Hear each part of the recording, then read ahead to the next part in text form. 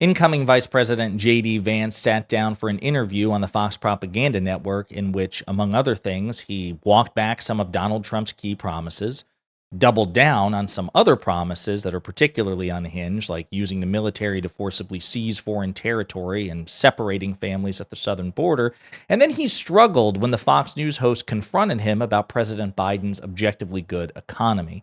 But before we unpack all that, if you end up liking this video and you want to support the channel, please be sure to hit the like, subscribe, and alert bells before you go. All right, friends, we have several clips to talk about in this video, and all of them come from J.D. Vance's interview with Shannon Bream of the Fox Propaganda Network. So we're going to play the clips and unpack it together. Talk about what he's left on the border. He wants to talk about what he's left on the economy. There was a robust report out of December on jobs. Unemployment down to 4.1%. President Biden says his policy decisions are finally paying off. Here's a bit of more he said on Friday. Sure. After decades of trickle-down economics that primarily benefited those at the very top, Kamala and I in our administration have written a new playbook that's growing the economy from the middle out and the bottom up that benefits everyone. The new playbook is working.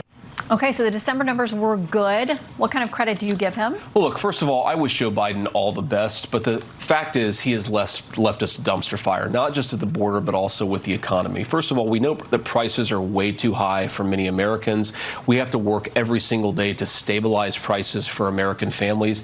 But Shannon, everything that he's bragging about ignores the fact that he has added trillions and trillions of dollars to the federal debt during a time of peace. He has left us with bond yields, meaning how are we going to finance that debt? We have to sell Treasury bonds. And the Treasury bonds have gotten more expensive because of Joe Biden's policies. So you go issue after issue. Oil prices are now shooting through the roof in the final 2 months of Joe Biden's administration, in part because of decisions that Joe Biden has made over the last few weeks. He actually hasn't left the American people in good economic condition. That's why they made Donald J. Trump the president-elect of the United States. So we've got a lot of work to do. I remain fundamentally, and you know this, Shannon, I'll always be an optimist about our country, but I think that optimism has to start with a bit of...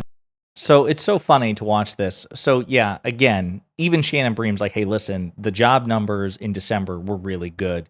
Are you not going to give him any credit for that? And so he's like, okay, sure, jobs are really good, and the GDP growth is pretty impressive, and yeah, I mean, we have the highest prime labor force participation since George W. Bush, and yeah, our economy is the envy of the world. But think about what he's talking about. The bond yields on the interest to service the debt, that's skyrocketing. He doesn't go in any detail how it's related to President Biden's policies. He talks about prices. What's interesting is notice how he says we have to work to stabilize prices.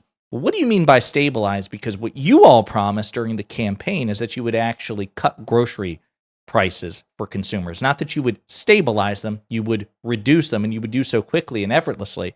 And now Trump and Vance have been publicly walking that shit back because they lied to your face to get your vote. And now they're like, okay, sure, we campaigned on cutting prices, but now we can't do it. So really the best we can do is stabilize.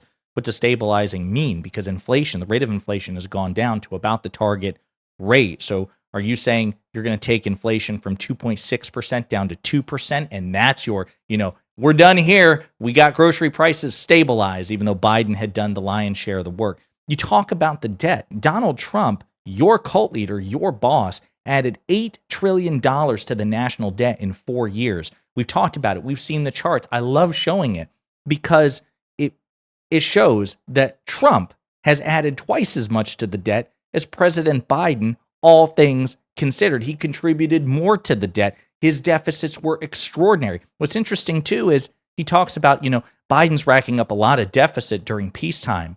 Well, Trump deficit spent all 4 years that he was in office, even prior to the pandemic. So are you suggesting that that was not a time of peace when Trump did it? Because Trump all the time talks about how the world was at peace when he was president. So are you saying that, no, well, Trump was deficit spent, but it was not at a time of peace, which it technically wasn't because there were foreign conflicts and the United States was still involved in the Afghanistan war. But that actually undermines what Trump has been bragging about, that, when I was in charge, we had world peace, we had peace in the Middle East and world peace. And now J.D. Vance is subtly implying that that was actually not true. So Trump added more to the debt. Trump deficit spent. Vance doesn't care about that at all because, again, I guess Republican debt is different from Democratic debt. It's so fascinating. He has no satisfying answer for this whatsoever, but you can damn well bet that when he and Trump are inaugurated, they will very quickly start to take credit for President Biden's economy, just as Trump did the first time with President Obama's economy. It's just a game that Republicans play, but at least Shannon Bream, she didn't push back as much as she should have, but at least she confronted J.D. Vance with the fact that the economy actually has been pretty good under President Biden. Again, GDP growth, job numbers, prime labor force participation, the stock market's done extremely well as well.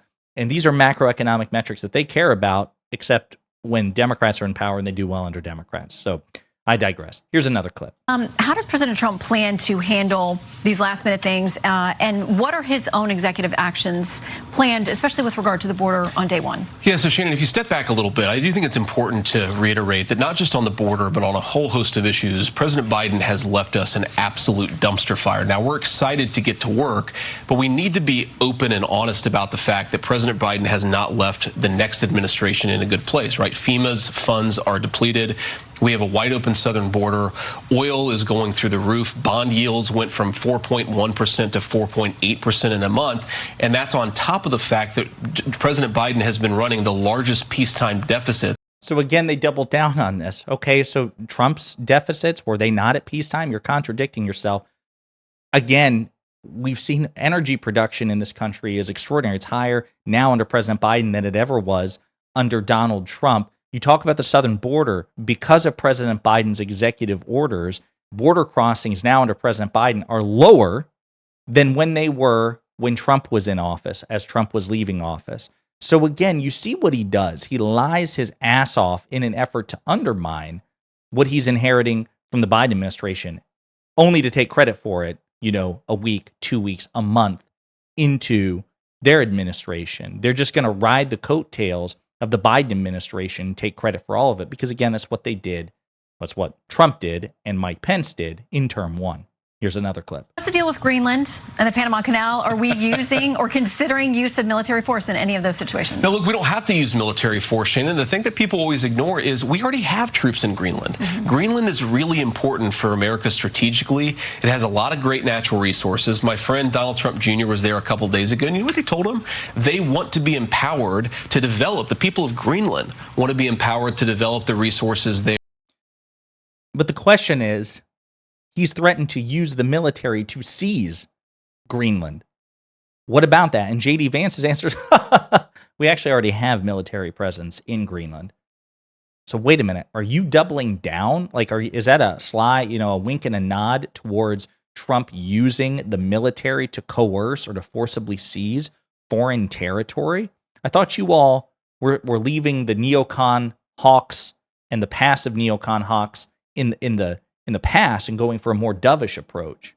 Well, we know that's bullshit because Trump has hired neocons in key positions in his administration, including Marco Rubio, who will be his Secretary of State, one of the most neocon hawks, the biggest neocon hawks in the Republican Party. So, JD, what are you talking about? Are you seriously, is that a wink and a nod that actually, we don't have to send the military to Greenland to forcibly seize it because we have a military presence there now. All we have to do is just say the word. Really ominous stuff. Here's another clip. January 6 pardons, President Trump says there's a process. Where is the line drawn on who will and wouldn't be considered for a pardon? I think it's very simple. Look, if you protested peacefully on January the 6th and you've had Merrick Garland's Department of Justice treat you like a gang member, you should be pardoned. If you committed violence on that day, obviously you shouldn't be pardoned. And there's a little bit of a gray area there, but we're very much committed to seeing the equal administration of law. And there are a lot of people, we think, in the wake of January the 6th who were prosecuted unfairly. We need to rectify that. All right.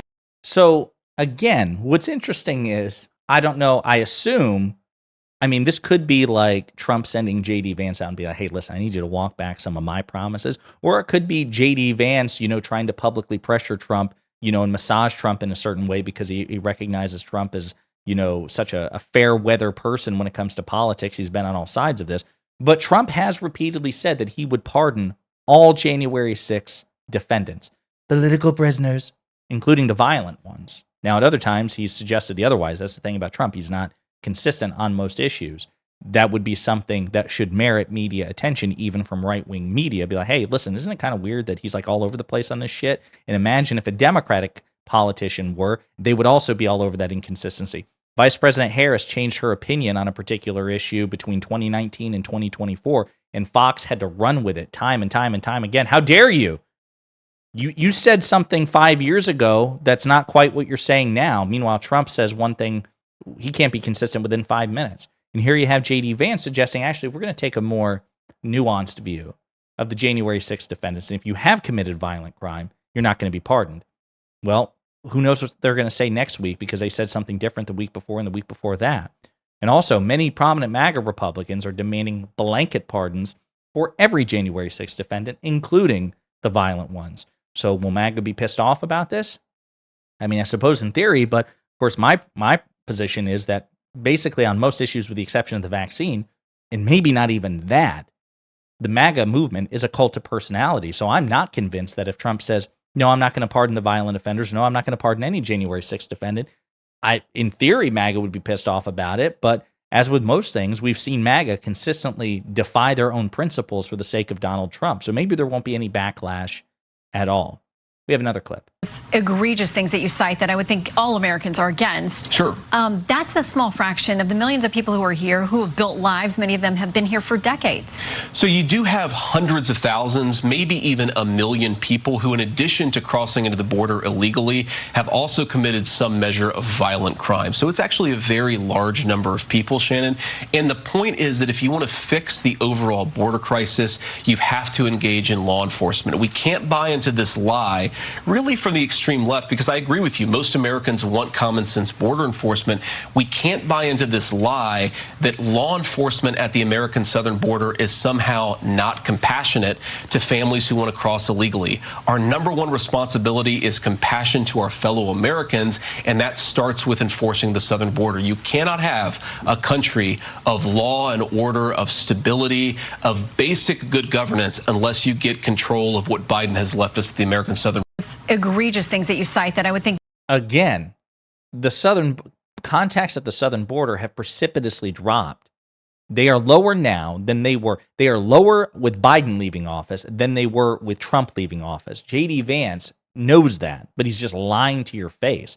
And by the way, nobody's saying that you shouldn't enforce the southern border. This myth that actually Democrats really want open borders, it's bullshit. It really is about what is, yes, practical, and yes, what is humane. I'm sorry, but yes, Democrats don't believe in draconian law enforcement at the southern border, really draconian law enforcement, period. And it's just kind of rich hearing this guy talk about the importance of law and order when, again, I'm sorry, it's true, his boss is a convicted felon.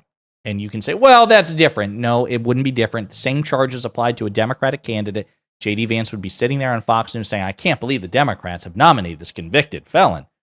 It's not about principle for them. It's not about consistency whatsoever. And again, they have created this political system where they are not incentivized to be consistent. They are often politically rewarded for their hypocrisy and inconsistency.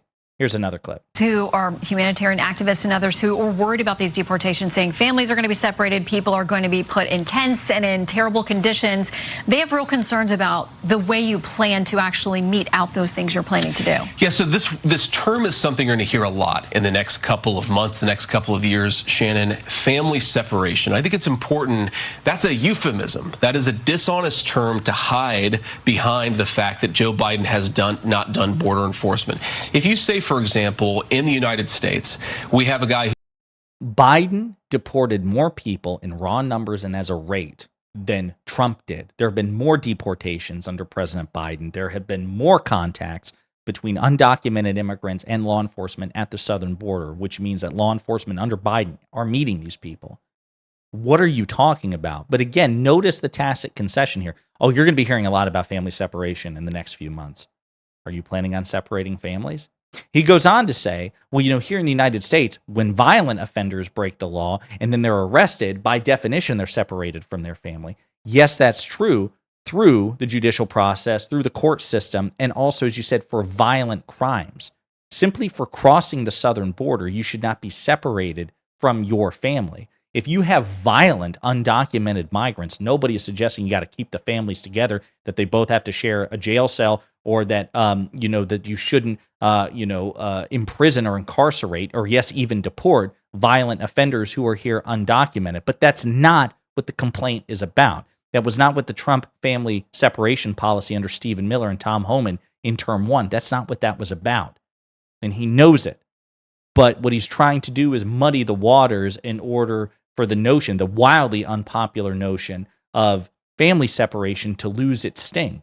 But this is what J.D. Vance does. I mean, again, very smart guy, a very gifted speaker, there's no question, but just lying his ass off and struggling to cope with the fact that the economy he's inheriting by every objective metric is pretty good. It really is. In many macroeconomic metrics, better than the economy that Trump had at the peak of Trump's administration, and certainly better by every metric than the economy he left President Biden. But all they do is lie, lower expectations, and then they're going to reframe the issue once they're in office. Like, actually, no, the economy's good, and it's because we've been in office for 1 week. And unfortunately, about 50% of the country is inclined to believe them. But in the meantime, let me know what you think in the comments.